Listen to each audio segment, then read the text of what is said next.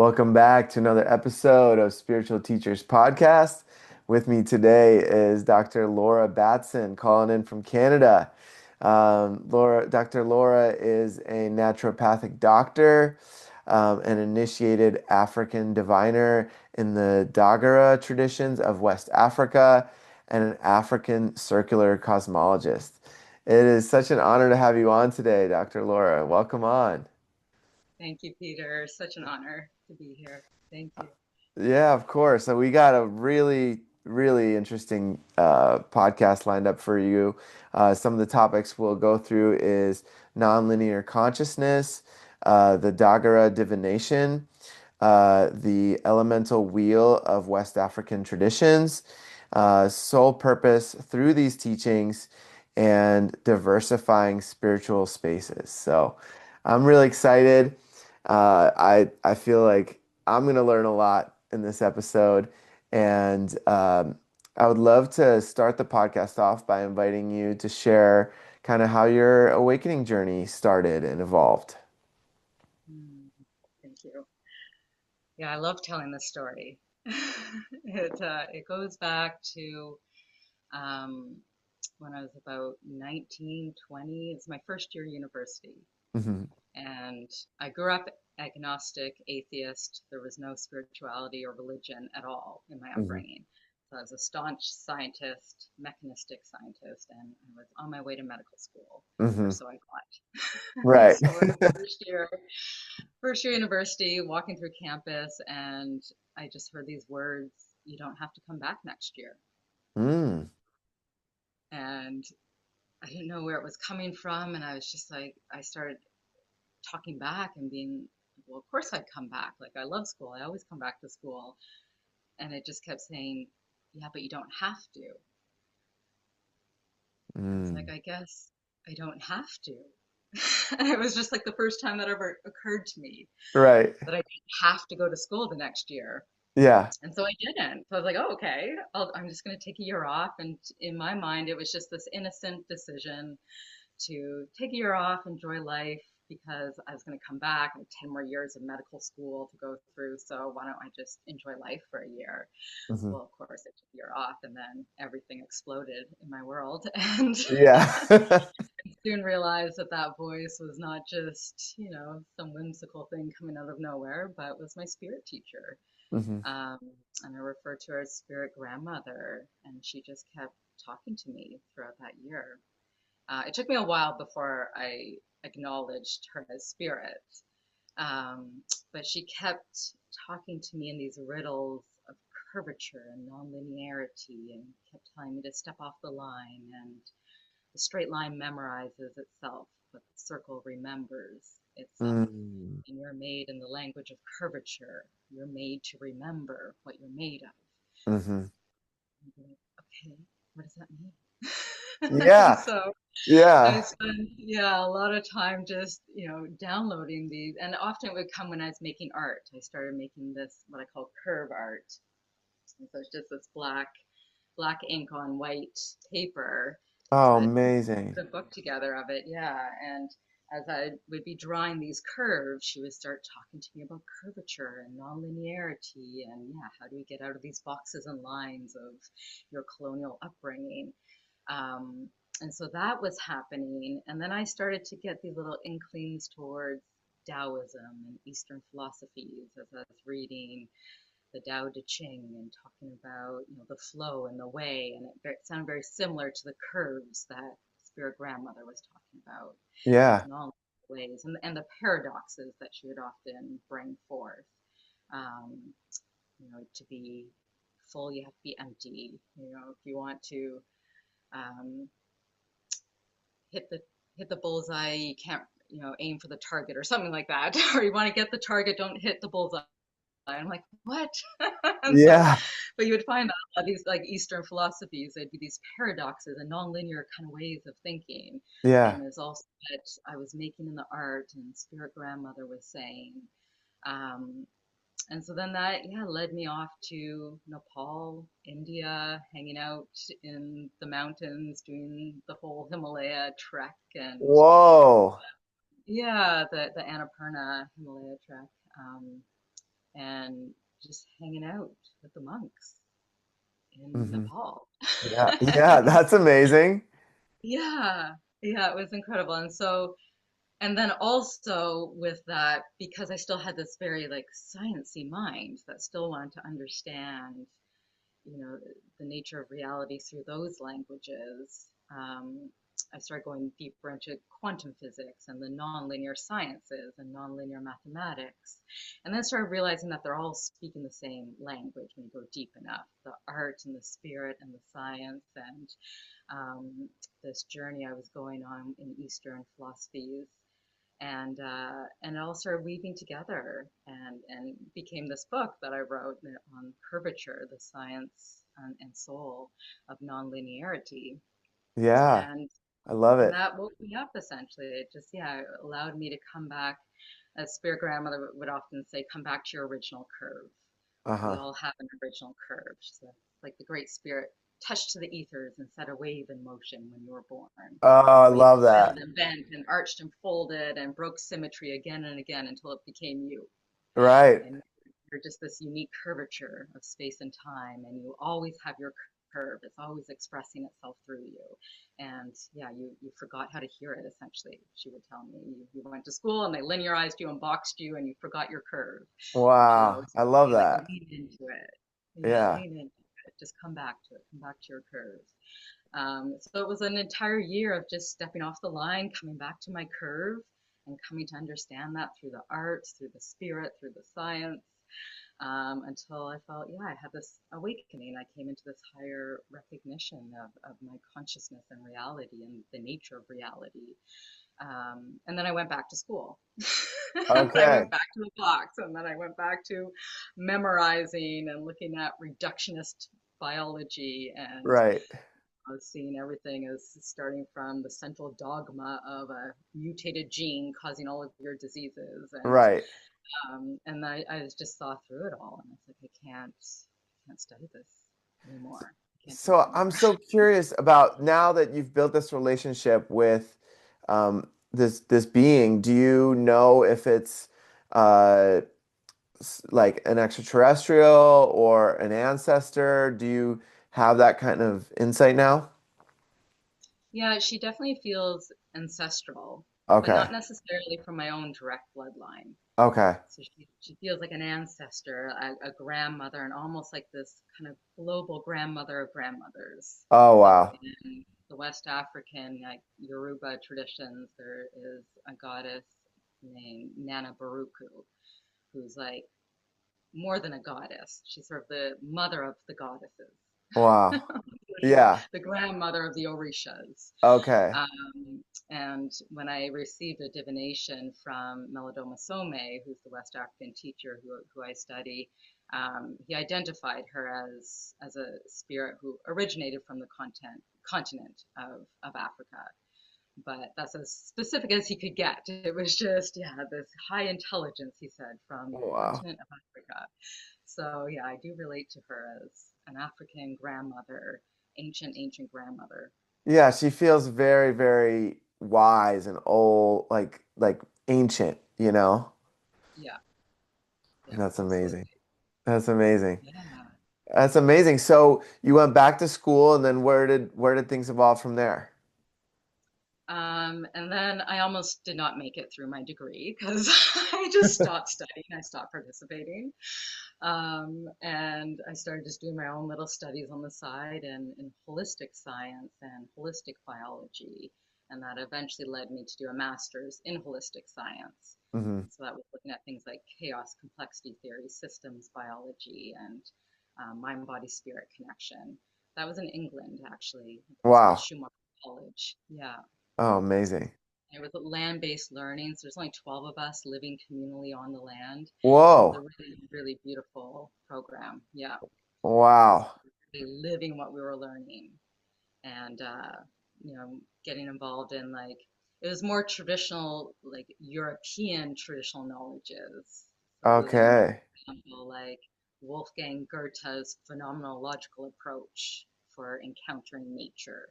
And so Wolfgang Goethe, German playwright and botanist, he actually challenged Newton's theories of light I Yeah. proposed a theory of light that involved light and dark together, not just light giving rise to the rainbow, but you need light and dark to give rise to the rainbow. Wow. Um, but he had a whole other approach to, yeah, approaching nature that involved opening up the whole of yourself to encounter the whole of the being that you're coming to know, the Yeah. mind, body, spirit, soul.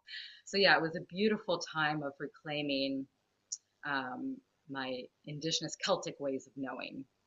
And Yeah. so, in terms of an introduction, I also like to introduce myself based on the lands that my ancestors come from. And so I Right. do European, Western European, English, Scottish, Irish ancestry on my mother's side, and then my father's side is Bayesian and West African ancestry. Wow.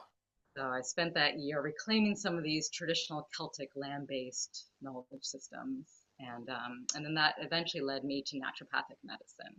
Okay. So got off that straight line towards the medical degree and to the holistic ways of healing. Wow. So you did end up finishing medical school?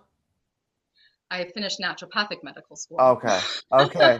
So Okay. yeah, I finished Okay. my undergrad in Okay. biology and then Got did the it. master's in holistic science and then did the 4 year naturopathic. So I Wow. still stayed on that academic track, but I just curved it a little bit towards Right. something more authentic. Yeah. Right. Right. I love that. I love that. I always like have thought like if I knew that there was these paths to naturopathic medicine and Chinese herbal medicine and those kind of things, I would have totally went down that route. I went down the physical therapy route and kind of learned the myofascial unwinding techniques and those kind of things of the body. Um, but that was like the closest quote unquote I could get at that point in my life to those kind of teachings. And I think it's perfect because I've gotten to work with a lot of like last year I worked for a year with kids with autism and excuse me, and different um, ways of physical therapy and helping them, and that's really cool because I got to interact with the star children and but Oh, but wow. yeah, it's like it's interesting how spirit guides us in these ways. I always find it fascinating how it gives us Mhm. these detours, you know? Yeah, like around that time as well, as I was trying to figure out my transition through school and towards naturopathic medicine, I also started working with a young boy who was nonverbal, and that was a huge impact on my trajectory. Was learning I could communicate with him nonverbally, Hmm. and it was the first time I'd had an experience like that. It wasn't full telepathy, but we were using like a communication board where I'd support his hand and he could communicate to me, and he would write these gorgeous poems that, at 5, 6 years old. But he spent his whole life in meditation, in silence, in the oneness. Yeah. And yeah, and then would be able to translate. And I think it was actually that work with him that probably was most significant around that time in my life to Hmm. open me up to like, oh, there's other ways of Oh yeah. knowing, and coming to know, and communicating. Yeah. It's fascinating. Yeah, the younger generations have so much to teach the world, Mhm. and those kids in particular, I believe a lot of them are holding this like frequency of unconditional love, and they're just like little beams of light that all are holding down the planet, you know, around everywhere. It's fascinating. Yeah, yeah, it's so incredible. I find because I've always been a huge skeptic. Like my Hmm. whole life, I approach spirituality with a lot of skepticism. Hmm. And so, Which and is a it was, good thing, I think, in this yeah, time. it is like it's the first step to belief. Yeah. But he was one of the first things where I was just like, I have no way to explain this. Like I Yeah. just have to accept that this is real. Yeah. Yeah, I This think is happening. yeah, I think you know the gurus and the yogis that have been practicing for so many years, the ones that can levitate and do all these things like produce coins out of their hand and powders, that's meant to do that, right? Where it's like I'm seeing it, it's real, right? It's in Yeah, my reality in this life I'm in this body, and there's no denying it, and it just like shatters all that logic and all that, you know, yeah, monkey mind, like they say, you know? yeah, yeah. I know, absolutely. Yeah. Yeah. Yeah, it's Yeah. super, super fascinating. So then, what led you after that, after you received your naturopathic doctorate, and where did things go from there? Yeah, I mean, I practiced as a naturopathic doctor for about 10 years Hmm. before I started exploring the African medical healing systems. Okay. Um, and and actually during those 10 years, I did also live for 3 years in Egypt, in Cairo. And so I Whoa. was connecting with these ancient African knowledge systems there. Wow. Yeah. Yeah, that's actually where I wrote the book. The Okay. book was written there, and it was channeled in part because of the land I was connecting to at the time, and some of the spirit technologies I was creating within my being to channel. Yeah.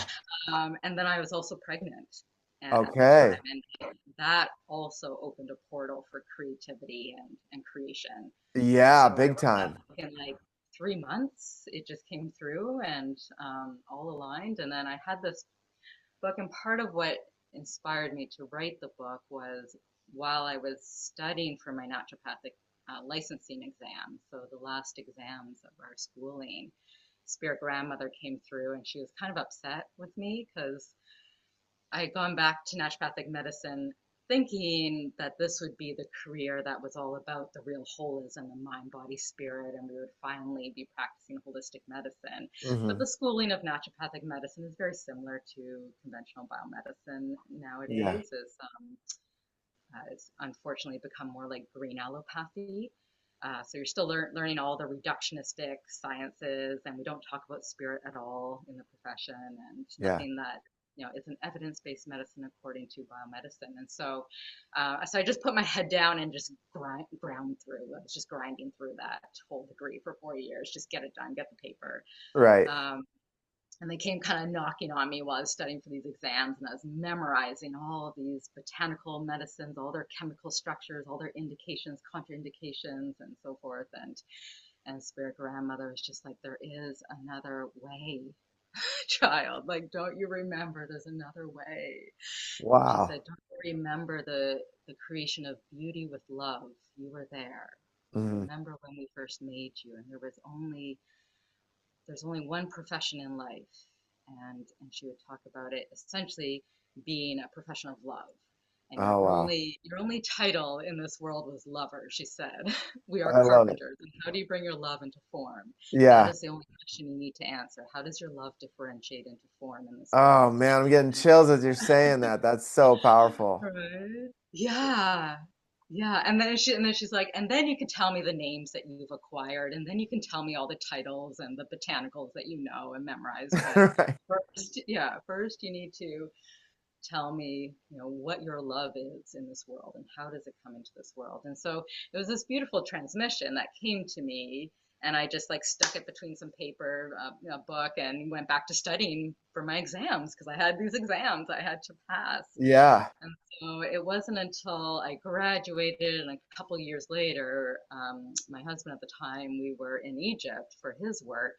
And so I was out of work and I was just kind of sitting doing nothing and emptying myself, I suppose. And then I opened up, that page again into this, invitation by Spirit Grandmother to answer that question, like, how does your Mm, love want to come into form in the world? mm, And then I started creating this book, and I thought, okay, well, this is maybe the first form that the love wants to come in. Let's hmm. just bring the art and the poetry and the science and everything together that you've been teaching me about curvature. And so that book was created. And then when we came back to Canada, I went back into naturopathic practice and was like, okay, I got to make money. I got to get my practice going. And the book got put aside once again. And it was just like, okay, back into, that track of work, and sustain myself. And then it was the crisis of COVID. That was the other awakening that Big, happened. big one for the whole planet, right? Big one, big Yeah, initiation that we were all going through, and not just COVID, but everything else at that time. George Floyd and Black Lives Matter, and in Canada, there were bones of Indigenous children that were found at a residential school in I remember Kamloops that that. also brought up a lot around colonization and the Indigenous peoples here, and so all these crises that we were coming into, and I was still trying to practice and see my clients one on one, pivoting to virtual, trying to make everything work. And, but the conversation started changing and people started realizing that their individual diseases and discomforts were not disconnected from these larger traumas and systems of oppression that we were within. Hmm. And they started making those connections that, oh, yeah, to be a healthy individual in this world, I need all the systems around me to be healthy as well. Hmm. And there's, yeah, no point just healing myself in isolation as an individual. No such thing exists. Right. Um, and so that's when I turned to the curvature book again, and because it's all about how do we come together in community, heal as a whole, bring the circular ways back together again. And I decided I would start literally just bringing my clients together in a circle to start healing, Wow. I love it. right? I love I it. mean, it's such a simple thing, but it's like revolutionary to go Yeah. away from that one-on-one clinical practice that we're so trained to do to like, let's just come together in a circle Hmm. and sit and talk and, figure out what needs to heal. Yeah. And how do we contribute healing to ourselves and the world at the same time? And yeah, that was one of the teachings from Spirit Grandmother. She had said at one point to me that you you will have to continue giving to yourself and giving to the world until giving to yourself and giving to the world becomes the same giving. God, I love that. Yeah, yeah, she's just full of it. Yeah, I She's love just that. I like love that. I want to brought talk to these her. gems, right? Yeah. And it was like, okay, so for a long time, my life had that duality of, Hmm. doing things for myself, giving to the world, working out in the world. And slowly, as I started bringing people together in circle, teaching these circular, non-linear ways of healing, I felt like, oh, now I feel like I'm healing in a way it's giving to me and the world at the same time. We're finding Mm. ways how can we contribute health to ourselves that also heals the systems around us that are Yeah. the actual root cause of our diseases. So we started having those conversations.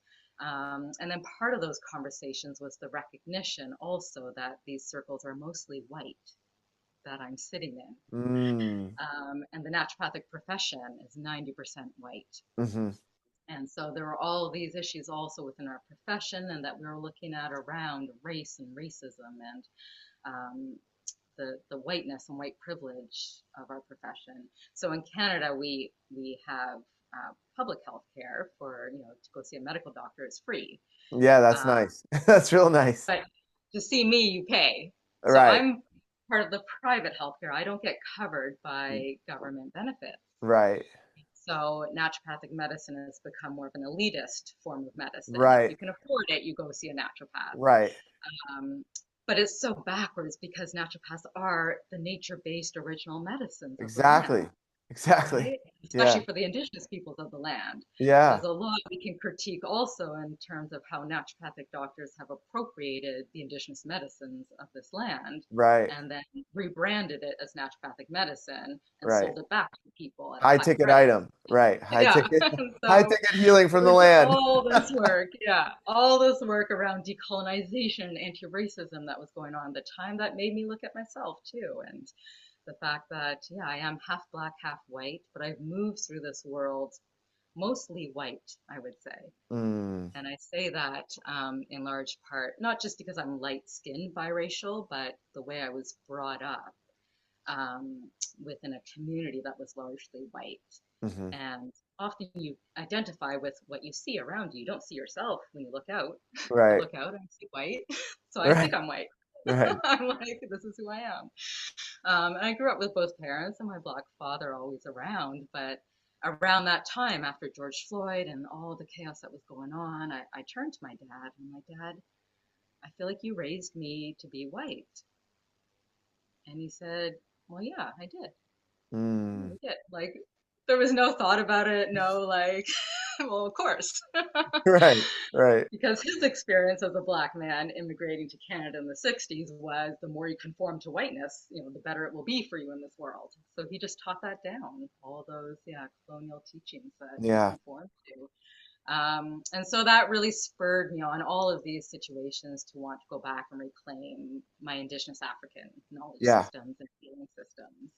And yeah. so that's when I started reading Melodoma Some, who's, yeah, the West African uh, teacher, healer, diviner from Burkina Faso. It's now termed the land of the Dagara tribe.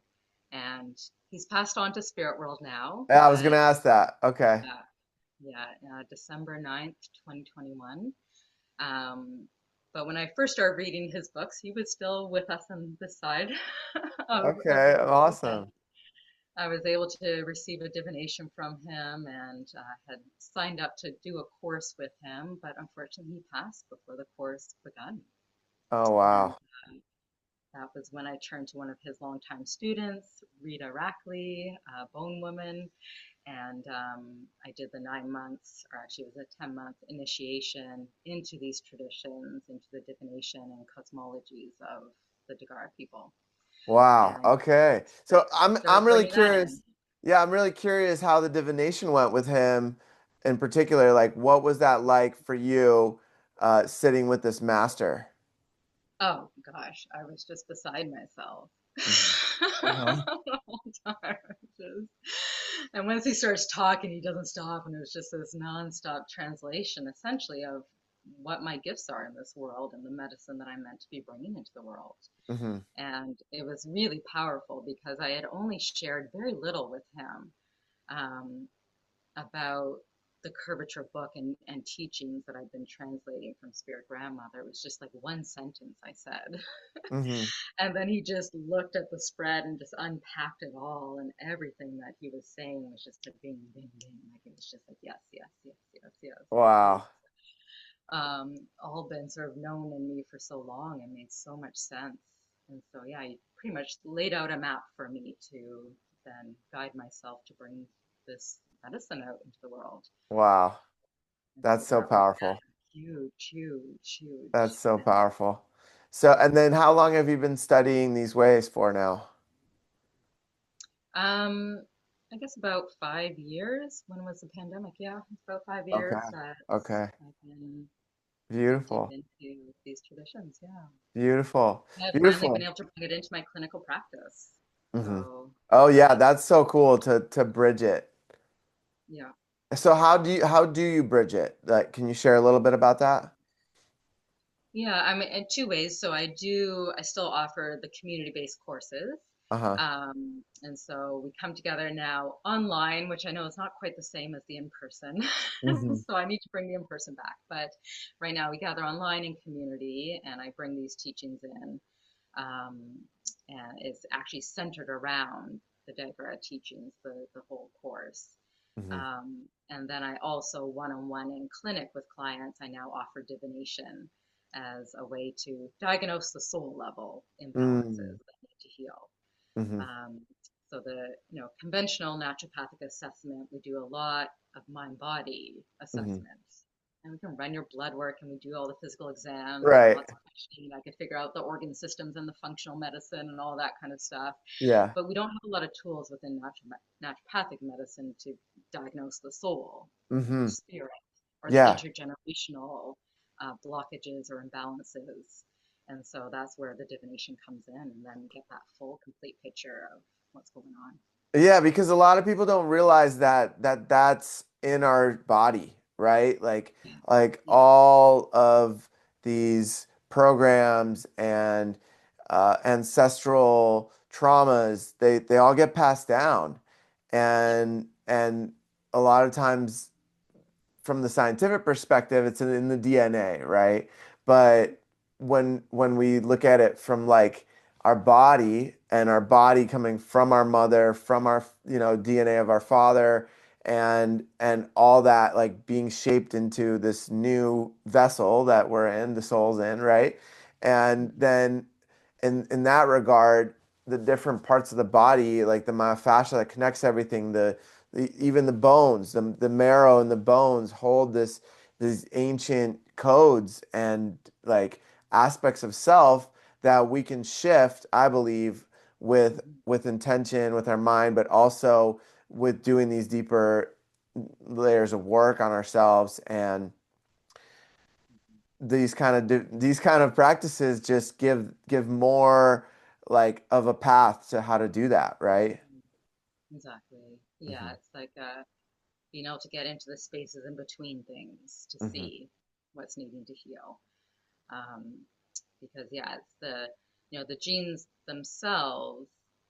Yes, there is intergenerational knowledge that gets passed down through the genes in the genome, but Hmm. it's not like the codifying genes that carry that trauma. It's the spaces between the codifying genes, the regulatory DNA, what Hmm. was once called junk DNA.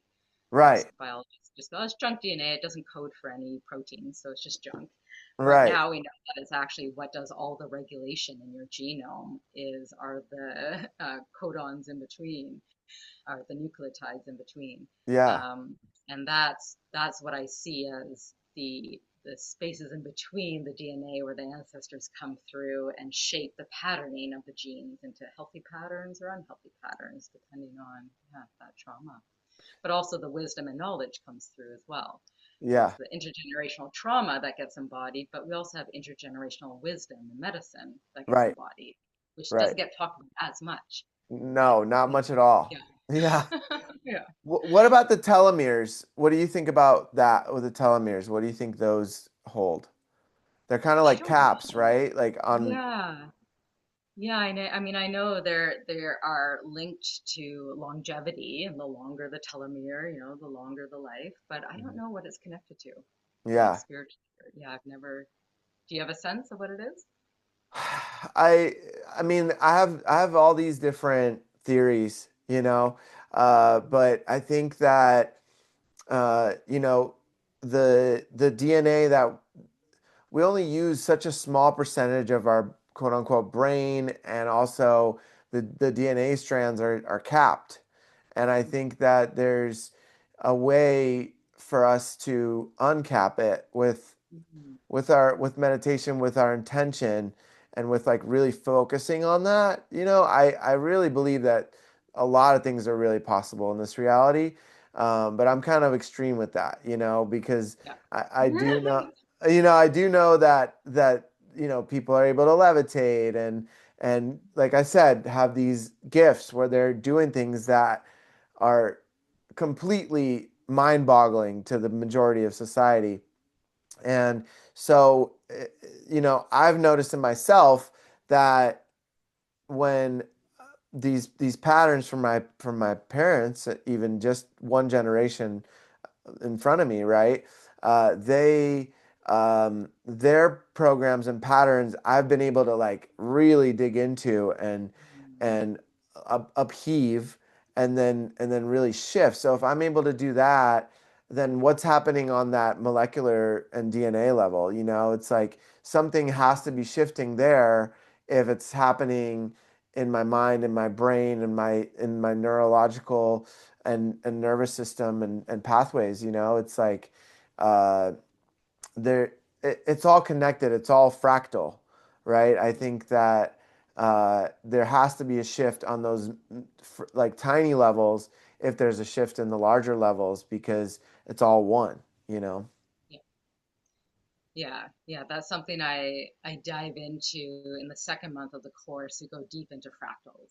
I love Mm, studying fractals, especially on a biological level, yeah, and how, again, that one differentiates into the multiplicity, the many, but still maintains the essence of that one. You still have all your DNA in every cell. right, That never, differentiated from that original one, right. and that fractal intelligence, how it plays out through the body, and not just in form, but in the dynamics. Like we have fractal rhythms in our heart, fractal rhythms in the brain waves, fractal rhythms in the pulsing hormones. And Hmm. when all those fractal rhythms are in sync, you have coherence, the Right, whole. right. So, yeah, yeah. And Yeah, there's so much we can do to engage that and bring that coherence. Yeah, what about like 12-stranded DNA? I'm sure you've heard about that, right? I've heard about it, but I'm not familiar Okay. with it. Well, Yeah. it's something that uh, a lot of people in the spiritual community talk about, like activating your crystalline body and your 12-stranded DNA, and how these new generations of kids that are coming in have a lot of that activated already, and they have Mm, these timelines and blueprints of really like hugely awakening the masses, and also bringing in the 5D reality into this timeline, and breaking down all these old corrupt systems that were built on manipulation and ego and um, control, right? And really bringing it back to that love frequency, and really uh, opening that gateway for the planet to live in harmony with the planet, in harmony with each other, without these desires and wishes for war and suffering, and everyone having the bare minimum, food, shelter, water, clean water to drink, those kind of things. And so yeah, there's those aspects of the 12-stranded DNA, which is these upgrades to the next generations that are coming in. mm. Is it literally like 12 strands, or what's meant by the 12, or just more of a Yeah, complex? so the 12, it's really interesting. Even as a kid, like that number in particular was very like stood out to me. And with Nikola Tesla, he always talked about the 369. And so in the 12, it connects to that in some way. And in the 12-strand DNA, it's like this balanced structure of the DNA that is uh, really our full potential as human beings.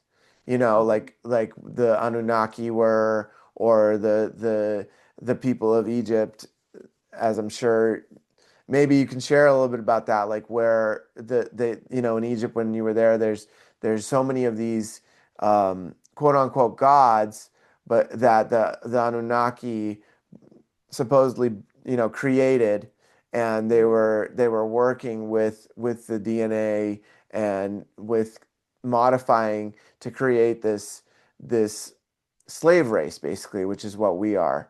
And they were there to mine. From my understanding in my research with it, they created us as a slave race to help them gather gold, because on their planet they needed the monoatomic gold for various reasons. And so that's why gold is so highly valued to this day in our society. And there's all these ties back to gold. But when you look at these deities and Egyptian gods, a lot of them have different animal heads. And some people believe that they were these genetically modified beings that were a blend of Anunnaki and crocodile, Anunnaki and dog, Anunnaki and cat and lion. Yeah. That the species that were here already, and so those became like these the next generation, basically, of these modified beings. And then they kind of refined it to us because we were the most balanced genetically, and the most like easily manipulative for their ways. You know what I mean? Uh, so that's my understanding of it. And so I'm really curious, like when you lived in Egypt, did you sense any of that? Did you connect with any of that energy? Yeah, I mean, I wasn't aware of most of this knowledge back Okay. then when I was there. Okay. It was like very early on in sort of my awakening to these ancient knowledges. Hmm. Um, and so what I was most drawn to, though, was Isis and the teachings of Okay. Isis, and Isis cult. And And interestingly, it was right at the same time as the Islamic State, ISIS, was also on the rise. So this is like Uh-huh. 2013, 2014. Yeah, I So remember that. yeah, and it was such a powerful time because you could feel the tension of, this acronym being both, representing both. Um, this evil and the goddess. Yeah. And I remember really feeling drawn to reclaim Isis, the goddess, and that intelligence and resurrecting her knowledge back into the world. And so I spent a lot of time studying her and her teachings. Mm-hmm. And there's an interesting fractal connection there with the mythology of Isis and Osiris. Mm-hmm. Um, and so with that mythology, yeah, Osiris's jealous brother Seth chopped him up one day and spread 12, I think it was 12 pieces, interestingly, Yeah, of him. Yeah. I think so too. There's that Yeah. 12 again over the Nile to get rid of him because, Seth wanted to have the throne. And Isis, who was sister and wife of Osiris, Mm-hmm. went and collected all the pieces of him to resurrect him, bring him back together again. But in one of the tellings of the myth that I came across, every time she gathered a piece of him, she always envisioned the whole of him in each part Mm-hmm. before putting him back together again. And then she had to recreate his member, his penis. That was the only part she couldn't find. Mm-hmm. So she had to, yeah, bring that creativity of her being into what she was creating of him, and then breathe the breath of life into him. But that part where it was talking about, yeah, the whole of him in each part needed to be envisioned first, and that fractal intelligence had to be Mm-hmm. brought back Yeah. before the whole him could be resurrected and brought back, and she could, yeah, claim his seed and give birth to Horus, and then he passed after. But Yeah, I mean, but I that think that's a very teaching, important piece is that yeah, is that bringing the life into each piece. And you know that yeah, there's across all different cultures you have this, like Ganesha, for example, was created, out of clay, and then yeah, he was brought to be this being. And there's all these stories, right, of this, and Jesus resurrecting. So this is all, I believe, the abilities of these masters that hmm, had either close to that 12-stranded DNA, or yeah, had that like full capacity of navigating this reality and all the gifts that they had with it. yeah, So I think we're coming back around to that. I don't know if I'll see it in my lifetime, but hmm, I have visions of it, yeah. happening again. Yeah, and the way I see it is maybe like less of a literal 12 strands, but an increasing of the complexity of the protein, gene protein Of the interaction. helix, yeah, it like, Yeah. would interweave more and But not even just the physical form, but the expression of the genes and the proteins. right, And right, so, like in the same way that we have almost the same number of genes as an earthworm, but we're right, far more complex because there's more complexity of relationships among the genes right, and the right. proteins. So I could see like a higher order complexity of conversations among the genes that gives Mhm. rise to emergent abilities. For sure, it's also like the brain, right? And all the curves in the brain that we have, and all that surface area because of that, and that allows us to have the intellect that we have as humans versus a worm, right? Yeah. So that's really interesting too. What I'm really curious about is when you were in Egypt and you were channeling the grandmother, what was there any practices you were doing to prepare your body to open yourself to that channel besides doing the art? Like, was there anything that you learned like to this day to like really bring her in or like get out of the way? Absolutely. Yeah, I just recorded a video on this actually, on how Nice. I turned my body into spirit technology, so I can share that with you. Um, but essentially, yeah, using a combination of movement, breath, nutrition, plant medicines, all of the foundations of land-based medicines and spiritual-based medicines that, and being pregnant as well. Mhm. So it was because I had tried to write this book probably like 10 times in the past. I did try and it always failed. I always came up against a block, something, it just wasn't working. And as soon as I became pregnant, I started um, showing up differently for myself for the baby, I suppose, and actually practicing all of my medicine Mhm. for once. Right. It's like one of those classic tales of the doctor not practicing their own medicine. And, I realized that, yeah, I haven't actually like put into practice everything Right. all at once before. And now I had this new motivation for this being inside of me. And so I was doing my regular breath practice, which is like I'm familiar with Heart Math Yeah. Institute and Joe Dispenza and all of that. And so Mhm. essentially, yeah, like a coherence frequency to just bring my heart into coherence. Um, which sometimes I'll use like Wim Hof or different breath practices, but essentially you're building that coherence of the heart. Um, and then from the place of the heart, also calling in and amassing that love. So when she talks about, how do you bring your love into form? First Mhm. of all, you just need to remember you are love. And so Right. she's like, you got to come into the consciousness of love and feel it, not Mhm. just in your head, but like actually feel. And through the breath and through the intention of the heart. And there's this poem that she said to me once that I'll often repeat almost like a mantra. And Mm. she said, there is hope in love. She said, there's always hope. Know this intimately. There is a way to liberate your hearts such that all things flow as they should, such that all hearts lead to liberation. This is Mm. love, my dear. This is love. I love it. Repeat that until I start to feel it and feel her love and feel my love and invoke that love.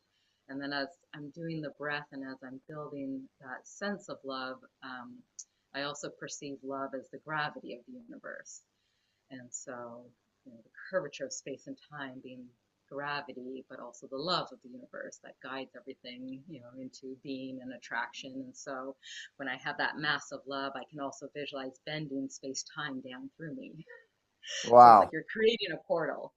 Yeah. So you can, once you're connected to the universal love through your heart, then you can bend gravity, bend space time through you. And it's almost like visualizing a torus Yeah. structure. Yeah, and so there's this central column coming through and then energy going around. And light always follows love in my universe. And so once I bend love down, I bend that gravitational field, then light follows. And then I can visualize the light coming in. And it's being in that state and just being in pure presence in that state. Like there's nothing else you need to do at that point. Mhm. Because that's, for me, is like, that's how I center it all. And when I'm doing that, I feel like I've come into my location in the universe, and I'm Mm. in that state. And I heard someone say once that, yeah, we each have a home address in the universe, and the universe is always mailing you gifts and knowledge. But if you aren't at home where you're supposed to be, you're not receiving your gifts. It's always being mailed to your address. I love And it. so when I do that practice, I feel like, okay, I've landed home. Uh-huh. And then things come to me. Yeah. So it's the law of attraction or the secret, if you will, but instead of the co-opted new age way of, yeah, put a Ferrari on a vision board, it's more bring yourself home to your place of Mm. belonging in the universe, your basin of attraction of love. And then everything is attracted to you that's meant to come to you to carry out your gifts. I love And it. so all the knowledge just started to come to me, Mhm. the teachings, and a lot of it had been written in pieces in the past, but then it just started to come through.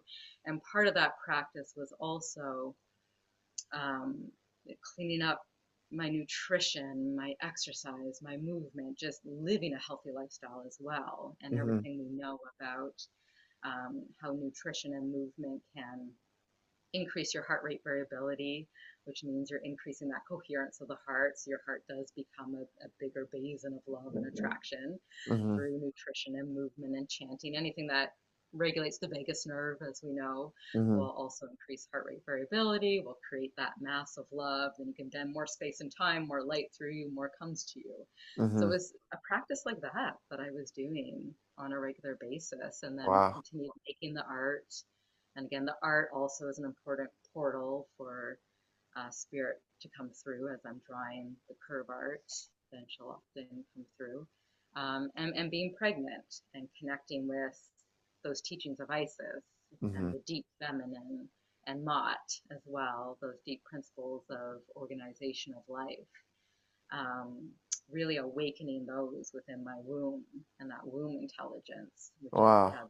the creator intelligence. Yeah. Like we have the creation intelligence inside of us, Yeah. and being pregnant just woke that up so Hmm. that yeah, I was creating so easily, and the Wow. book just came into form. Yeah, Thank you for sharing that. That's so powerful. yeah. Yeah, that's super powerful. And then I'm just curious, what happens when do you feel when she leaves, like when she's done transmitting, like what does that feel like? I wouldn't say I feel her leave. Because I'm not, I want to be careful that I'm not like channeling. Like there are people that channel Right, and right. their voice changes, like they become that person. Right, right.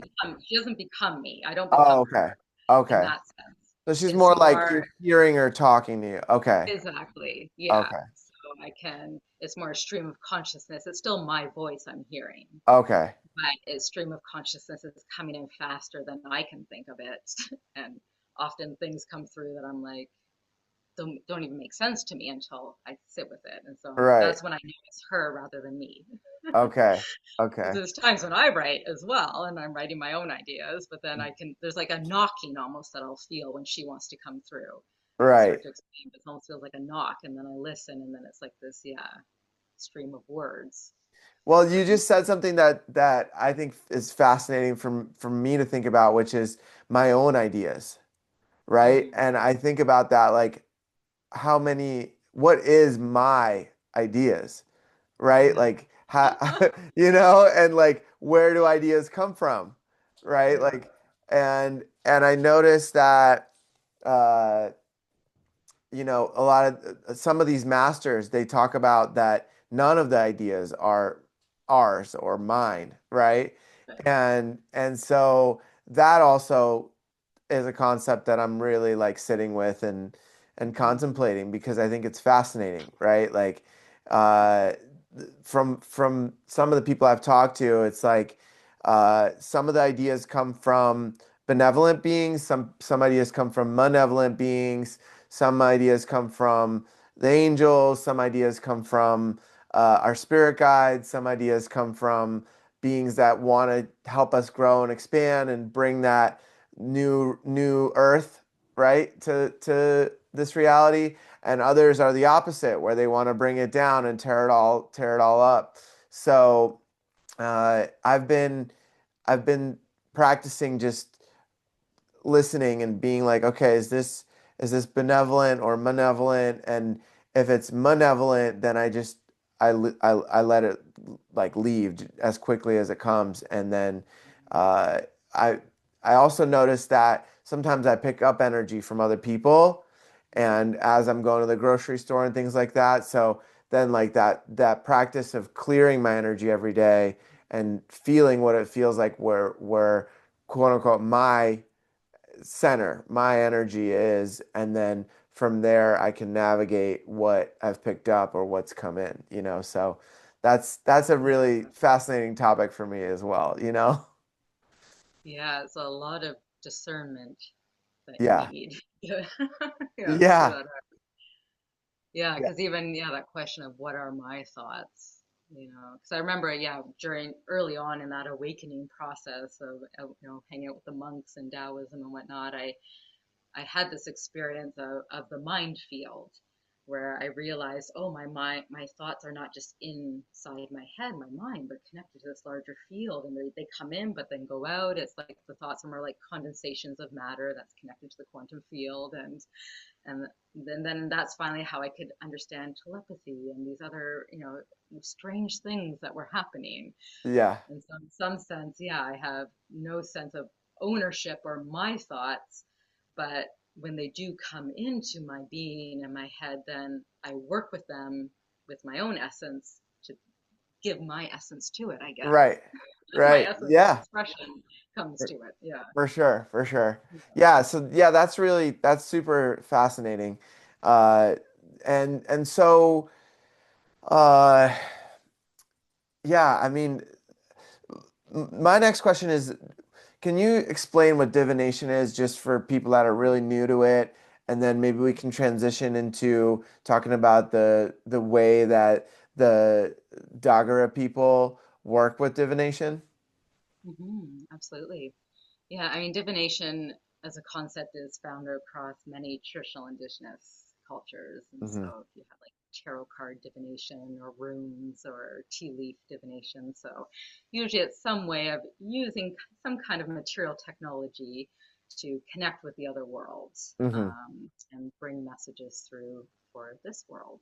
Hmm. And in the Dagara traditions, it's less about like foretelling the future or anything like that. And it's more about understanding the now, what's going on Mm. right now in terms of patterns of imbalance or disorganization within your energetic system, within your relationships, your life that need to be reorganized and rebalanced Yeah. in order to bring about the healing or whatever it is that you're seeking. Hmm. And a lot of it is about going into the other world, finding a way into the other world to connect with the ancestors and the elemental beings and the interdimensional beings Hmm. to receive their medicine and knowledge for what needs to happen in this world. And then it always ends with a prescription of a ritual that someone needs to do in order to carry out the healing and the Hmm. medicine. Hmm. And so, the main teacher I learned from Melodoma Some, um, he would really place a heavy emphasis on divination is about doing. It's not just about receiving information, but what you do afterwards and the carrying out of the ritual to actually make the medicine happen. Like the integration of it, right? Like actually putting it into action versus just hearing it, right? Well, doing the actual ritual that's prescribed. So you'll Oh, be okay. prescribed a specific ritual that you'll need to do. And Okay. unless you do that, nothing's going to happen, essentially. Okay. That's how you actually do the interaction with the unseen world, is through the Okay. ritual that gets prescribed that then allows the healing to happen. Okay. Yeah. Okay. Yeah. And And the then, ritual, I'm sure there's hundreds, if not thousands of rituals probably, right? exactly. Yeah. Hmm. So they're all elemental based rituals. And so the way the divination is done is, there's a five elemental wheel that we toss bones and stones and cowrie shells and little trinkets onto this wheel. Hmm. And then where they land, you read what it's saying, essentially. And so there is this five element wheel that, is written, painted on a cloth. So this is the divination cloth. Okay. So those that are just listening, it looks like a peace sign in the Yeah, middle, it does, eh? Yeah. So and those we are the have five blue. elements. Yeah, we have blue on top, white in the bottom left, green in the bottom right, red in the bottom, and then in the middle there's a gold circle with the curvatures in it. Yeah. So the I love blue is it. water, the white is mineral, the Uh-huh. red is fire, green is nature, and yellow is earth. I love it. Yeah. So those are the five elements. And then, yeah, there's a bunch of cowrie shells and bones. And so with my eyes closed, after someone comes to me and we've set sacred space, then, I'll just ask, what's on your soul Hmm. these days? What are you moving through? What questions do you have for the ancestors? And we'll put that up to the ancestors, and then I'll just spiral the stones and bones around until I feel like, I got a yes, we're ready, and Hmm. then take my hands off and then read where things land. And some items have very specific meanings. Others have meanings in relation to what they fall next to or where they land. So it's Okay. really complex. It's almost like the way your cells read the meaning of genes, which Uh-huh. is why it becomes really interesting when you look at, yeah, the genome level of how information gets, translated on a biological level, and what happens in divination, because there's many possible meanings for Right. genes as well. But Yeah. what that gene is in relation with will determine what it actually becomes in the Right. body. And same with the divination. Yeah, all these items have different meanings in relation to one another. Um, and a lot of them will be telling you about what your gifts are, what your gifts and role is for your community and in this lifetime, what you're meant to really be focused on bringing out into the world. Um, and a lot of it also has to do with understanding the elemental imbalances. So each element also has different meanings as it Hmm. relates to your own personal being, but also what may be imbalanced in the spiritual beings around you. So which elements you might need to go to bring balance back to yourself. Okay. Um, and there's a lot of like ancestral messages that will come through as well. Yeah. If there were traumas in your ancestry, a couple generations ago, sometimes that can come through and reveal something that needs to be healed in order to heal 7 generations back. And Wow. yeah. Okay. So can you give an example of a ritual that could be prescribed? hmm Yeah, so there's well, one of my favorite rituals to prescribe, I guess, would be a homecoming ritual. And Okay. so the earth element at the center, the earth represents the home, Hmm. and it represents the mother archetype, or the warrior protector archetype. And it also represents our sense of belonging, identity, having abundance and nourishment in our life. So if people come and they're struggling in any of those areas with relationship abundance, financial abundance, any abundance issues, or an identity issue, or they don't feel like they belong, a lack of belonging, or maybe there's mother or father issues around protection and nurturing. So some of that might come up, and depending on where certain items land, will indicate that a homecoming ritual is Mm. needed. Hmm. And in the Dagara traditions, homecoming rituals, some rituals can be done on your own, but homecoming, you need your community. So you Mm. gather a community of people together, and often involves burying yourself in the earth. Oh, okay. Get into the earth, you can keep your head above. And as you're buried in the earth, then there'll often be other things that are poured onto you, like libations of water. You might, as part of the ritual, it might also say that you need some waters of reconciliation to be poured onto you to heal and reconcile.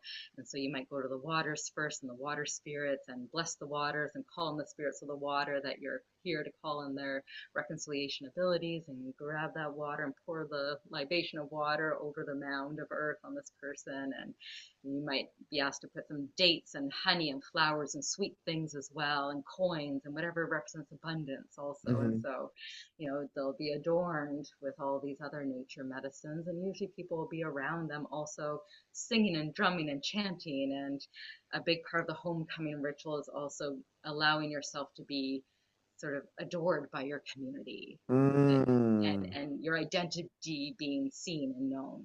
So Mm. Melodoma will say that there's two things people really crave in this world: is the recognition or realization of what your innate gifts are. Right. I'm really curious to know, what are my gifts, and then for those gifts to be confirmed and received by your community, Yeah. for them to be of value. And Hmm. so the community will come around and tell that person who they are and their value and their gifts and their identity as it relates to them and what they've been able to bring Mm. to them. So we're just helping people really come home to themselves and their identity and purpose within the whole. And then usually there'll be a big welcoming party, and they'll come out of the earth and again singing and dancing, and we'll welcome them home. We'll bring them down to the water, clean them off and wash them off, and put on some white clothes or something that represents purity and cleanliness, and then have a big feast I with love it. food and abundance. So that would be a Yeah. homecoming ritual. Yeah. I love that. That's so powerful. I've never heard of any something like that, but I can feel like the power of it. I was just imagining and really feeling the energy of that. That's powerful. Have you like been the one in the earth in something No, like I've that not. before? No, no, I've Okay. helped to perform a homecoming for others, but I've not done it myself. No. Okay. Okay. Yeah, that's amazing. That's super powerful. I can just feel that because uh there's also like a grounding effect happening and then being seen and loved and heard and witnessed and really like celebrated, you know, it's just there's so much beauty in that. I think that's amazing. Yeah, and coming back to the womb of the mother and the birth Right, and right, that feeling. Yeah, right. I mean, so many of the West African traditions, healing traditions, are communally based. Hmm. There's no such thing as healing in isolation. So a lot of the Mm. rituals, most of the rituals will be done in community like that and involve, yeah, others identifying you for who you are and your gifts. Wow. Wow, I love that. I love that. And what it sounds like, and correct me if I'm wrong, but like if there's a disbalance, let's say in the fire element, you may Mm. need to spend more time with the fire, right? Or with the water, right? Like if there's a disharmony in some ways, then going into the waters again, or right? Like is that correct? Yeah, absolutely. Okay. Yeah, the fire element represents our connection to the ancestors. Mm, Um, and so the fire is all about also like being a clear channel and a vessel for the ancestors, having visions. It's all about your sight and visions and dreams and being able to see into the unseen. hmm. And so someone who, and we're each born into this world in this cosmology with a particular gift. So if you're born into this world as a fire person or of the fire clan, then that's one of your gifts is to be the seer and the channel for the ancestors, for your community. And so if Mm, that's blocked in some way, then yeah, the whole community suffers, but then you will also suffer and your hmm. physical diseases will manifest if your eyes are not being opened properly to the messages of spirit. So yeah, Wow. you might do fire-based rituals, which might be working literally with fire or with your dreams or with the ancestors in other ways that you can open up those portals and become a clear spirit channel. Wow. Wow. That's amazing. And then what about the water? What does that represent? Water is all about cleansing and reconciliation, really Okay. deep cleaning and reconciliation and healing. And if you are a water person, actually, what is your birth date? What's the last number of your year of birth? Of the year, 8-6. Yeah, 86. So you're water. Oh, okay. So six is Interesting. water. And so the role of the water person in their community is usually as like a peacekeeper and justice maker and reconciler, someone that brings other people together and heals and reconciles. Mm, So you'll often have that kind of role in your community. And then you'll interesting. be able to also connect with the water spirits. And so the candomblé are the water spirits, and they're like these interdimensional beings. And so it would be your responsibility in your community to go to the water, connect with the spirits, bring that knowledge back to your community, do water rituals, have water shrines. And so everyone has a specific role based on their elemental gift and role in Mm. the community. Yeah. Yeah, it's really interesting because astrologically I have so much fire. Mm. Like Sagittarius is fire. I'm a fire tiger by the Chinese calendar. I have all this fire. Yeah. And then when you mentioned that I was water, uh, all that resonated, you know, but it's so interesting these different elements, how they play out in all these different parts of our formation of our identity and confirmation of our role and our purpose. You know, it's very interesting. Yeah. No, it's fascinating. Yeah, because it's also a way that societies can organize themselves coherently and Yeah, sustainably, in balance. And this idea that not any one of us has to be everything or do everything or heal everything in the world. Because I think that's also what gets overwhelming with our hyper individualized neoliberal society. We look at all the problems and it's like, how can I heal everything? I can't. So we just shut off. right. But in a lot of these traditional indigenous cultures that are clan based, you have a very specific gift and role. And as long as you do that and everyone does theirs, then we can show up and we can heal, we can Yeah, rebalance. systems. Yeah. Absolutely. I think that's a piece that's been somewhat lost in our Western way of living. You know, uh, it's interesting that you talked about bringing the people together during COVID. That's what we did. We brought a circle together of people to meditate on the beach in San Diego, and it grew to like 300 people when everybody was Wow.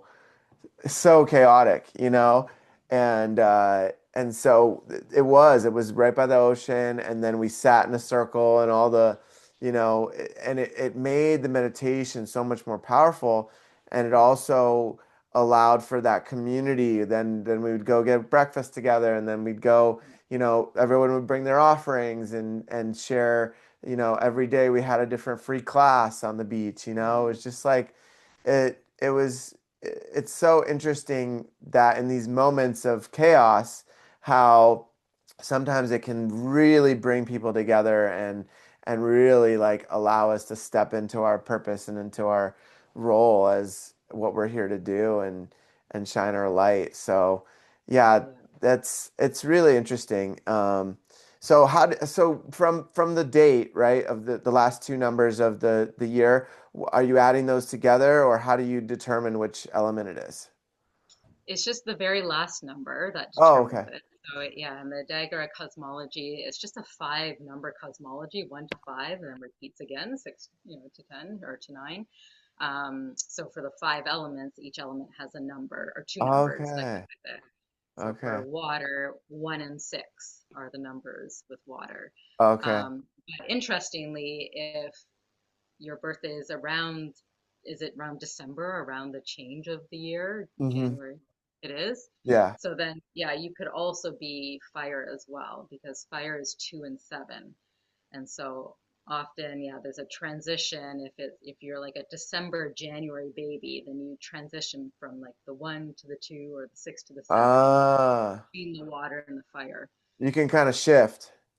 Yeah, Okay, that makes sense. That gives me chills in my body when you said that too.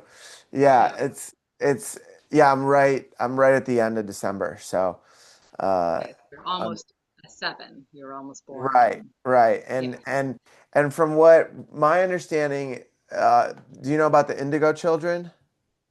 I've heard about them, but yeah, I don't So know about them. they were like the first wave of Hmm. these new Earth beings that came in, and then after the Hmm. Indigo children, it's the crystalline, I believe, and the Rainbow children are coming in now, and so there's like these blocks of 10 or 12 years when these children come in, and Hmm. 87 was supposed to be like the first year of the Indigo children, but I've always really resonated with that, so it's interesting. I feel like I was like right Yeah, there as 6, 7. yeah, Uh-oh, yeah, 6, 7. yeah, You're part of the phenomenon. yeah. Um, but yeah, water and fire. Cool. Cool. And then so one is water, what's two? Two Fire. is fire. Yeah. Okay, and then what three? Three is mineral. I Okay. think. Here, I got my numbers here. Sorry. Three is actually nature. Three and Nature. eight. Yeah, three and eight are nature. Okay. Yeah. Four And and then nine are mineral. four, nine are mineral, and then five, Zero and five are earth. earth. Okay. Okay. Really fascinating. Really Yeah. fascinating. Yeah, Yeah, and so that represents like your general role for your community in terms of like the clan that you would be within, right. um, which would also help determine like the elements you're responsible for taking care of as well. So it's also a way to live sustainably on the earth. Each of us has an element, so you would be Mm. responsible for making sure the waters stayed clean and people had abundant water, but also you'd be the fire keeper, make sure the fire kept going. Mm-hmm. And then there's the nature people who take care of the animals and the nature would maybe be the plant medicine people, the witches, those that work with food and nourishment in that way. And yeah, the minerals are the storytellers and the knowledge keepers and those that would, yeah, keep keep the minerals strong. So everyone has a role for taking care of the earth as well as one another based Yeah. on that role. But then you also have gifts that are in addition to your role that are Uh-huh. also elemental. So it gets really Okay. complex. Uh-huh. Yeah, I can see that. So, Yeah. so which one are you? I'm water as You're well. water. Okay. Yeah. Okay, Yeah. cool. Number one. Yeah. Okay, and then can you share a little bit about the gifts that go with it? Yeah. And so each element, um, so for the water, the gifts do have to do with that reconciliation and healing. Okay. Like often the water healers are people that work more deeply in the energetic healing aspects and the deeper reconciliation and healing. Uh-huh. Um, and then the mineral gifts have to do with communication and storytelling and being able to remember original instructions and having those types of gifts. The fire is you're gifted with visions and insight and being able to see into future past, being able to channel spirit. Often they are the medicine, like shamans and whatnot of the community. The nature gifts have to do with like creativity and the arts and will often be like the magicians and the witches and those that work with the plants and plant medicines and animals of the community. And then the earth would be like the mother and father archetypes, the nurturers, the hunters, the warriors, those that help others come home to themselves and find their identity. So those are kind of the gifts that go with each of those elements. And so you can be born into this world as a water person and you have the role of bringing justice and peacekeeping and reconciliation to your community. But the divination might have an item that lands in nature saying that nature is your gift. And so while your role is reconciliation, peacekeeping, you might use humor and creativity as the way that you bring peace and justice into Mm, your community, mm-hmm. right? Or you might have the gift of minerals, so you bring more storytelling and the remembering the ancient instructions is what you bring to that role of healing and reconciliation. I Or love if it. you are a fire gift, you might bring visions from the ancestors. So yeah, they kind of layer on top of one another all the roles and gifts. I have you ever seen it where it's like um all five gifts, like somebody lands on all five gifts, or it's usually just one? No, because there's specific items. There's a snake vertebrae that represents the gifts you carry in your Okay. own bones for your own healing. Where that lands will be one gift. And then there's another little charcoal piece that represents other gifts you carry from the other world into this world. So just where those two pieces land will tell us about your gifts. And Cool. then your birth date tells us about the role in general. Okay. But I Okay. mean, we all have all within us. Like we have Right. all elements. They all Right. need to be in balance. And so you can call on the gifts of all of them. Right. But in particular, you're born with a particular gift. And that ties in with what you were saying, using this form of divination to figure out your purpose, right? Exactly. Yeah. Hmm. So it'll give us more clarity in terms of your gifts, your roles in your community, but then also there'll be items that might show us that there's something blocked and your sense of gift is not where it's supposed to be right now. It's all the way over here and it's supposed to have landed in the earth and it's in the water and we need to get it back to the earth where it belongs. And Hmm. along the way, there'll be other items that tell us what's in the way that we need to clear and unblock so that you can get home to Oh, your yeah, gift. that makes sense. That makes Yeah. sense. That's Yeah. that's really cool. That's super cool. So it sounds like you're using all different types of stones, rocks, shells, charcoal, bones. Uh, is there anything else I'm missing? There's coins and I don't know, there's all sorts of little things. I have a little pendant that represents the third eye. There's a thimble. There's a little figurine that represents you, where you land in this Okay. bed. There's a stone that represents the womb and the menstrual blood. There's items for each stages of your life, childhood and into your cronehood. So yeah, all of those pieces, it might be a locket or another type of ring or yeah. And Wow. so a lot of them have been pre-prescribed that you have to have these items. And then there's other items that we're encouraged to bring in that are personal to us, maybe little gifts or things that we've been given that have spirit meanings for us. And so Hmm. we'll incorporate a little bit of our own medicine along with the standardized items. Okay. Okay. Really Yeah, cool. Really cool. yeah. And then, did you ever study with any of the Celtic divinations? No, I didn't. Okay. Have you? Okay. No, no, but I feel like I'm not sure, but maybe they worked with runes as well, Hmm. or I would That's what I'm assume, familiar with. Yeah, yeah, because that runes whole and area, is known for, Europe and the yeah, Vikings and to me that all kind of connects with the runes. exactly. Yeah, I Hmm. believe so as well. And Okay. then different tarot readings within the Wiccan and pagan. Right. Yeah. Right. Yeah. Yeah, that's really interesting.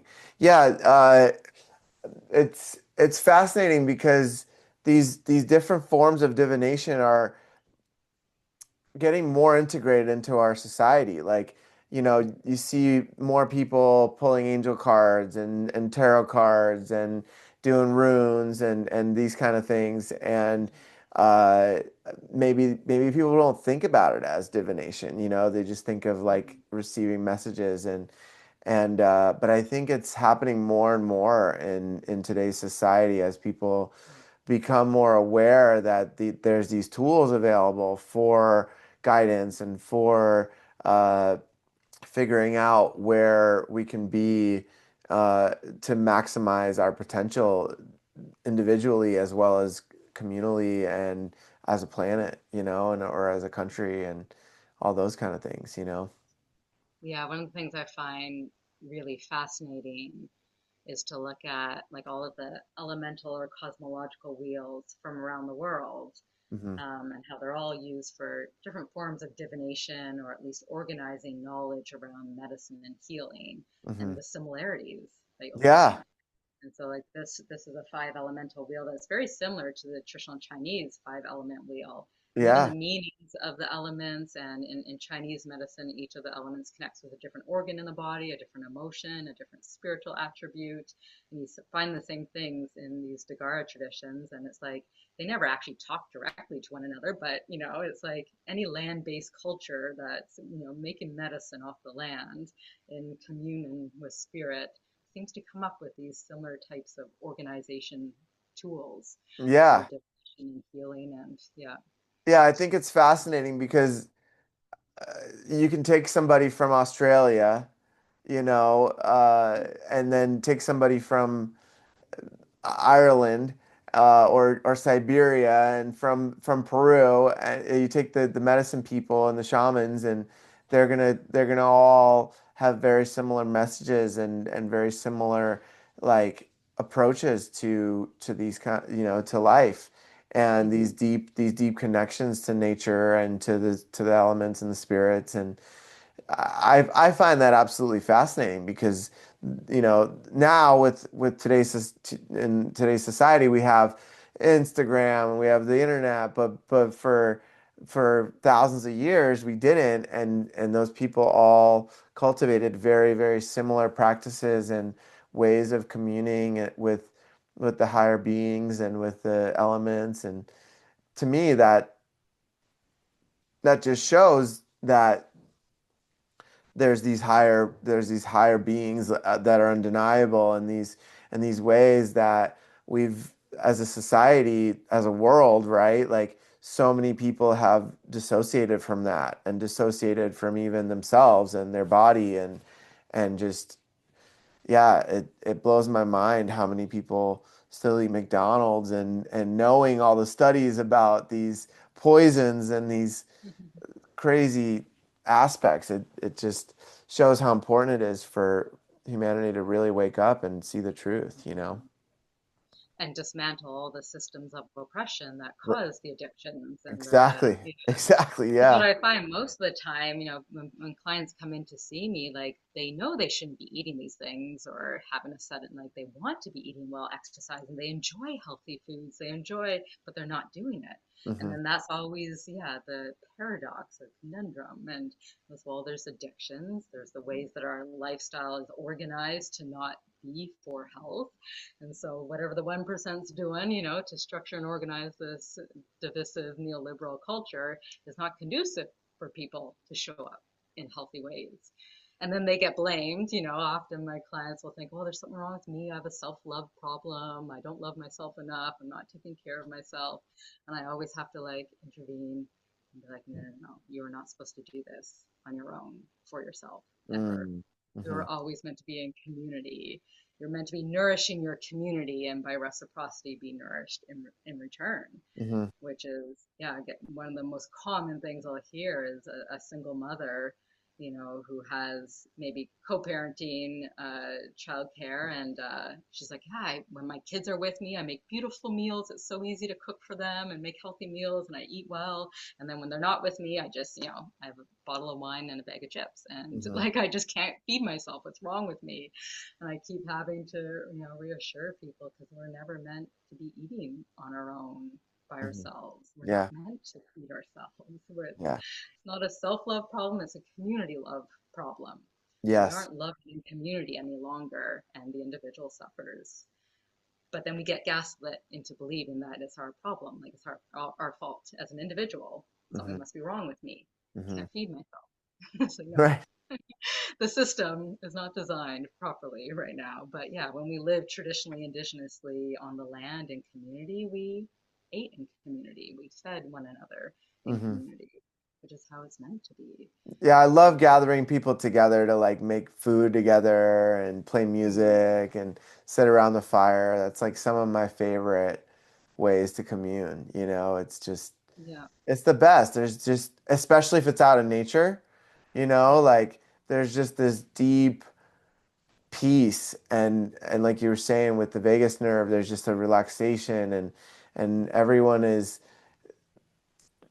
it's things come up, right? But then they can be resolved because mhm, there's more groundedness, there's more presence, there's more connection to the earth and to the elements and yes, yeah, it's just the way we need to be living. That the city life is rough, you yeah, know? yeah. Are you in the city? I am, yeah. Yeah. Yeah, it's I'm not on the easy. grid, yeah, in the matrix. But yeah, until we recircularize, I say, until we recircularize all these other systems of society, politics, economics, everything, it's going to be hard to be a healthy individual and not eat McDonald's. So Yeah. it's like, yeah, that healing of the self and the systems around us at the same time, that's so, so key. Yeah. Yeah, the people the majority of the people I talk to that eat McDonald's, they say, "Oh, it's just convenient. It's so easy. I could just go and grab it and do the rest of my tasks." And I'm like, "Yeah, but what's the cost? Like it's Yeah, detrimental, like extremely yeah. detrimental." Now there was something that came out. I didn't dig into it, but they found like 2% human DNA in the burgers at Oh McDonald's. God. Yeah. Yeah, So who knows where that's coming from? But right. so yeah, it's crazy. But um, was there anything else about the elemental wheel you think would be important for people to know about? Oh, what else? I mean, that's the main teaching of it as a foundation for the divination, but Hmm. also for, yeah, prescribing your role and purpose within community. Uh-huh. And then to figure out, yeah, how to work with each of these elements with your rituals. I noticed on the around the wheel you had like handprints and things like that. Is there any meaning to that, or is that just more decorative? Yeah, it is intentional that we always put our hands and our feet, outlines of our hands and our feet on the cloth as we're making it. So part of the making of the cloth is a ritual in and of itself, and where Uh, you stand over your wheel uh-huh. and your belly over the belly of the wheel. So the earth at the center is that mother in the belly of the wheel, and it's a way Mm. to almost. Are you familiar with like Nut, the Egyptian goddess of the night? She's like her belly goes all over the sky, and the No, I'm stars are not. her belly. It's this beautiful image of just a woman that's essentially standing over the whole earth, and she's got her Wow. hands and her legs, and her under her belly is all the stars of the night. Oh, And so it's the wow. way that we kind of christen our cloth and put ourselves over it, and then the imprint of our hands and our feet stay there. I love And it. I love it because it's so intentional and you're like bringing your essence and your energy into the cloth, yeah, into the divination map. Uh Wheel, I guess. Yeah, that's really amazing. That's really amazing. Yeah, I think uh another topic we wanted to talk about as well was diversifying spiritual spaces, right? Like I've ever since I was a kid, I grew up in Maryland, in Bethesda, Maryland, when I first came to America, and it was so diverse. You know, a lot of the parents of the kids in my school worked at the NIH, the National Institute of Health. That's where my parents worked, and so I had friends from Bali, and I had friends from from Sweden and Africa, and you name it. Like it was just like 30 kids in my class, all different ethnicities and races, and I found it fascinating. And one of my favorite days of the year was when the school would open up the gym and they'd bring in the parents, and each parent would have like a table, and they would have a different country that they would represent.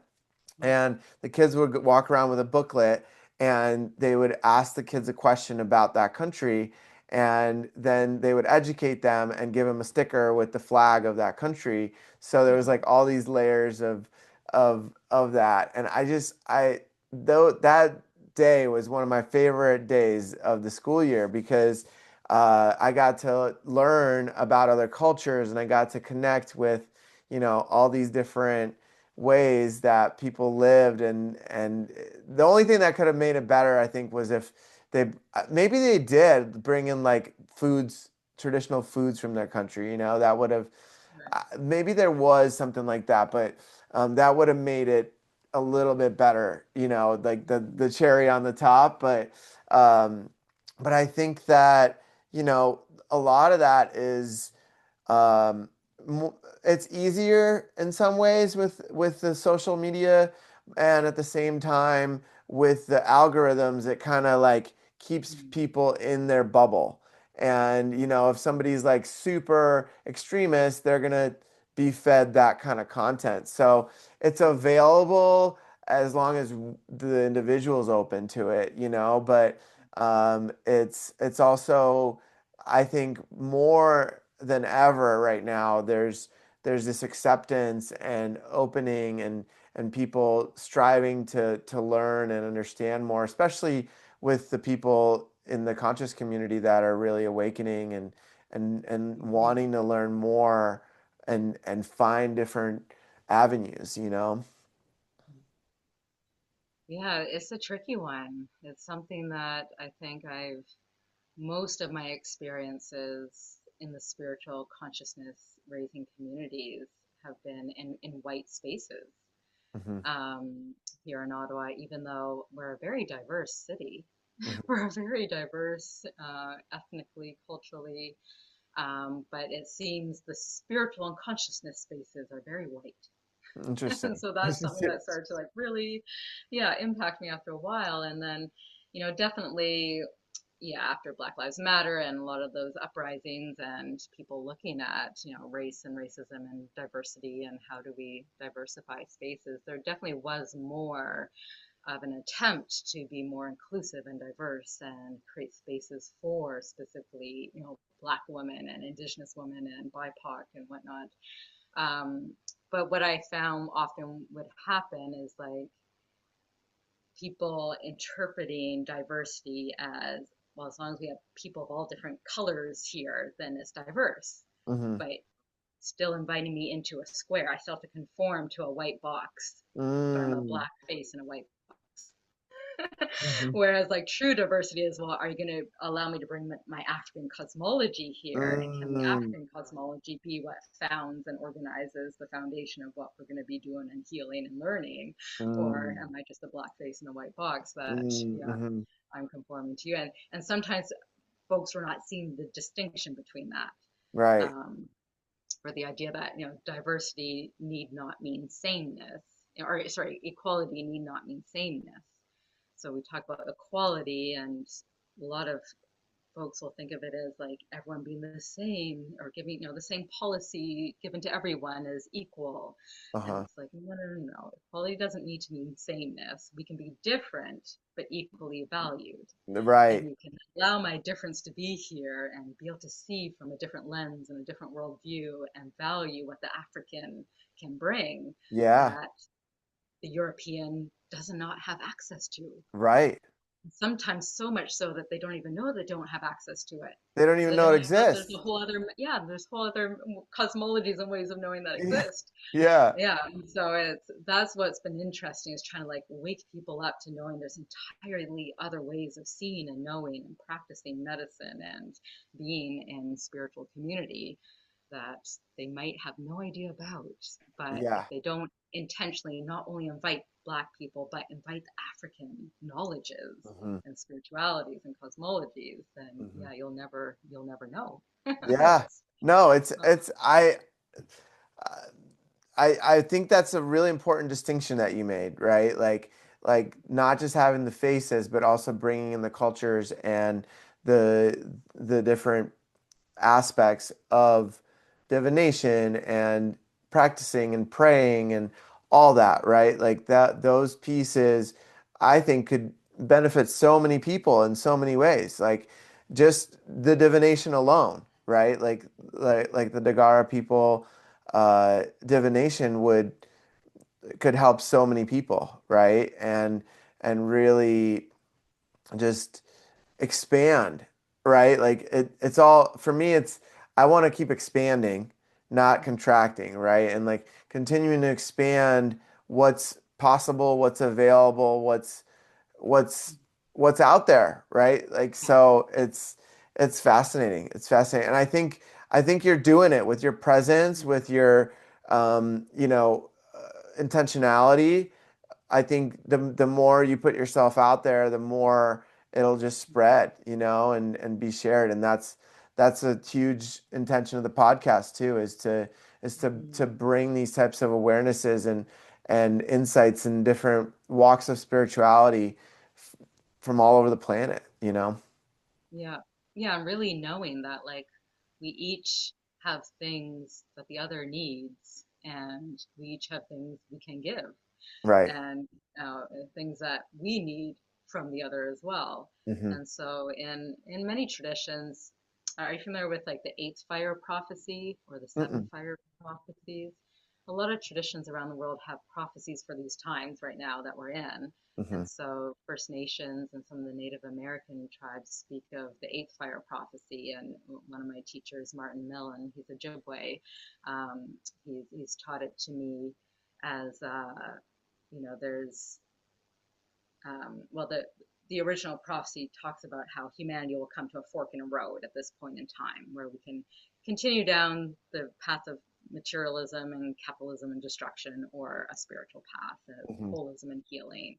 And each epoch of time is a different fire. So we're in the seventh fire right now, and we're about to enter the eighth fire, which is this new time of healing if we choose that path. Mm. And the prophecy talks about how the Red Nation will lead the way, but then the cultures from all around the world in all four directions will come and follow that path and teach their Mm. knowledges to one another so that we can find this new path forward. And it's based on the medicine wheel of the First Nations with the four directions, the red, white, yellow, and black, which, sort of gets reduced to the four races or four corners of the world. Of course, there's more than four.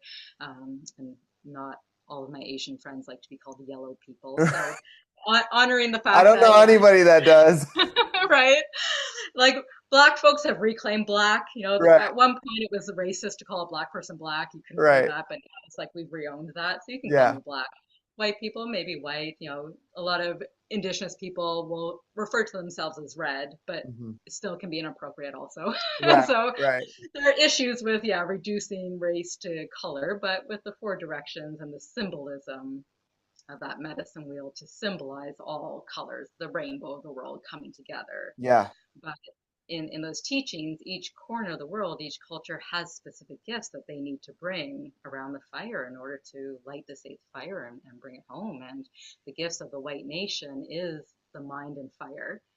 And actually, Dave Cushane is another elder from Turtle Lodge, Sangking First Nation, Sangking First Nation. And he talks a lot about these gifts of the white man being of the mind and fire, but how it's just run out of control into a pathological fire and pathological mind because it's not been grounded in the gifts of the indigenous, which is Yeah. the earth and spirit. And so the red nation and the indigenous have the gifts of the earth and spirit. The African nation is the gifts of body and water. So we are an Mm. embodied being, and Africans are very embodied. And Yeah. if you think of it, we were sold for our bodies also, right? Yeah. That is the Yeah. value that we have in this world, as even though it was devalued.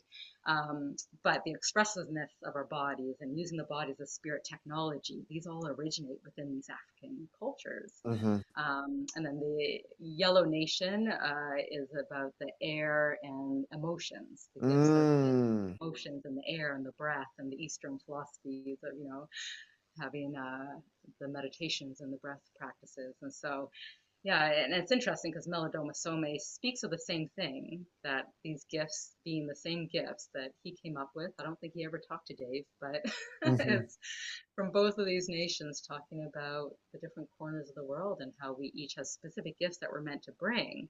But Yeah. those gifts are only going to be healthy and whole and good when in balance with all the other gifts. Yeah. And yes, we need the white nation's gifts of the mind and fire, but we also need the body and water and the air and the emotions and the earth and spirit to come Yeah. together. And each nation needs to teach one another their gifts around the Yes. fire. And Yes. then we can find this new path forward and light Right. the Yeah, absolutely. And it really resonated with me when you said the Red Nation kind of leads the road because you have to have that foundation of the relationship to the planet and the earth and the elements in order to kind of build off of that foundation. And, my favorite way to pray is in the Sweat Lodge. And this is going to be my fourth year of my Vision Quest. And so I feel like I've there the the native ways, especially in America, have resonated with me, with my heart on such a deep level, and I've been following these ways since 2012, and it just feels so resonant with my soul, like my soul craves to be in nature, craves to be, in these practices and ways of praying where we're coming together, going into the womb, singing our hearts out and deeply praying for the world, for family, community, whatever the prayers are individually and communally. And yeah, there's these relationships that get built with the water, with the fire, with the womb, with the mother, with the, that are so deeply part of that way, that are just so beautiful to me. They just really they're part of me now. Like they're just something that I value very highly, Yeah, yeah. And that's just it. And the way it was taught to me is that when we start following these practices and teachings of the Red Nation or the Native Indigenous peoples, it will help bring us back home to our own ancestral medicines and knowledge systems. And then we Yeah. can bring that forth to have something to give back. And so it's Right. the idea, yeah, don't show up to the potluck empty-handed. So Right. make sure you're bringing something too. And in Right. order to know what we're bringing, sometimes we need to be led back there. And yeah, that Red Nation is like, hey, yes, come sweat with us, be with us, Vision Quest, and but not to like appropriate our medicine, but Right. to come back home to your own, Right. so that you can have something to bring. Right. Exactly. Yeah, Exactly. Yeah, it's just it's tough with a lot of the um, European people, and lineages because so much of that has been lost, hmm and like I have a deep craving to connect back to those ways with my my lineage, which is from Russia, and you know, but the only people that I know is like that some shamans in Siberia that are still practicing Mm, those ways. But besides that, it's not really part of the culture anymore. It's like the Christianity has really expanded into the whole nation, and so yeah, there's a part of me that's reclaiming and coming back to that, uh, and it's a journey. It's a journey, and I also follow and listen to spirit where I need to go and who I need to be with, and one of the intentions is to invite a Mongolian shaman onto the podcast and speak with him. That's the closest I have right now to a right. Siberian shaman. Even though it's different, it's the closest, right? So Yeah. yeah, we'll see how it opens up. I'd love to eventually have a Siberian shaman on and share those ways, and I have had some friends that have gone to Siberia and studied with the shamans Wow. there, and yeah, my one buddy described the shaman as like this magical being with a staff with all crystals, and he had all these crystals hanging on his, and in furs, and I was like, wow, I want to meet that guy, Right? That's Yeah, amazing. yeah, Hopefully not the QAnon shaman, but yeah, I just yeah, had that picture right now. Come, I was like, no, not that shaman. yeah, Yeah, I mean, Europe is full of rich, rich histories of shamanism and other forms of spirit connection and yeah. interdimensional healing. But yeah, it was lost and colonized so long ago. Hmm. It's hard to reconnect with. But it is what we're being called back to remember. Yeah, That is, yeah. yeah, such important medicine to reclaim. Well, Dr. Laura, it's been such an honor to have you on today. Thank you so much. I Thank think you, I Joe. think we could do a part two easily, just about medicines and other things. So you're always welcome back on the podcast. We can schedule a second one if you'd like. And Thank you. thank you again so much. It's been an amazing episode. I've learned so much, and it's such an honor to have you. Thank you so much. Thank you. Yeah, it was a nice non-linear journey. I loved it. Yeah, yeah, a lot of curves in the journey. Yeah, Thank you. thank you so much. And until next time. Take care. Okay. Take care.